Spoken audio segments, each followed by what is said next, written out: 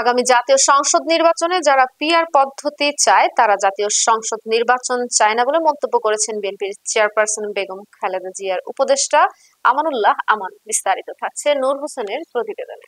বুধবার সাভারে তেঁতুলজোড়া ও ভাকুরতা ইউনিয়নের বিভিন্ন পূজা মণ্ডপ পরিদর্শন শেষে সাংবাদিকদের সাথে আলাপকালে তিনি এ মন্তব্য করেন। এ সময় তিনি আরো বলেন, আগামী নির্বাচন কেউ বানচাল করতে পারবে না, পৃথিবীর কোনো শক্তি নেই। পিআর পদ্ধতিতে এদেশে কোনো নির্বাচন হবে না। জনগণের ভোটে 2026 সালের নির্বাচনে বিএনপি ক্ষমতায় যাবে বলেও তিনি মন্তব্য করেন। এ সময় বিএনপির বিভিন্ন পর্যায়ের নেতাকর্মীরা উপস্থিত ছিলেন। সিস্টেম হয় নাই, রাস্তাঘাট ভাঙা, এগুলো কি কিছু ঠিক করতে পারছে?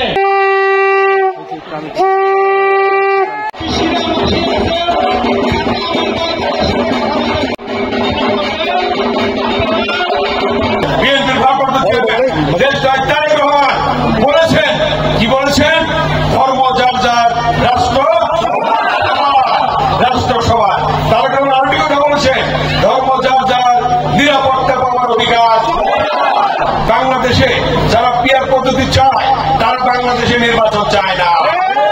তারা পিআর পদ্ধতি চায়, তারা বাংলাদেশে গণতন্ত্র চায় না। তারা পিআর পদ্ধতি চায়, তারা এই বাংলাদেশের মঙ্গল চায় না। তারা পিআর পদ্ধতি চায়, তারা বাংলাদেশের জনগণের সাথে তাদের সম্পর্ক নাই। আজকে তারা নির্বাচন চায় না। একটা নির্বাচন হয়ে গেলেই তাদের মাথা বড়ি শেষ হয়ে যাবে। এই জন্যই তারা এরকম কথাবার্তা বলছে। তাই নির্বাচন হলেই দেশটাকে বেগম খালেদা জিয়া ক্ষমতা আসবে।